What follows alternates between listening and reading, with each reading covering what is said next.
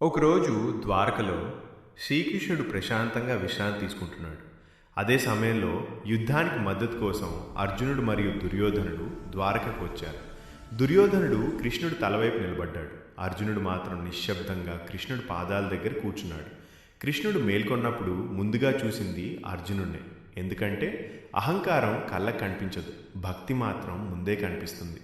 కృష్ణుడు అన్నాడు, ఈ యుద్ధంలో నేను ఆయుధం ఎత్తను, యుద్ధం చెయ్యను. ఆ మాటలు అందరినీ కుదిపేశాయి. తర్వాత కృష్ణుడు రెండు ఎంపికలు ఇచ్చాడు. ఒకవైపు నేను, ఆయుధం లేదు, సైన్యం లేదు, కేవలం జ్ఞానం. ఇంకొక వైపు నా నారాయణ సేన, లోకంలోనే అత్యంత శక్తివంతమైన సైన్యం. దుర్యోధనుడు నవ్వాడు.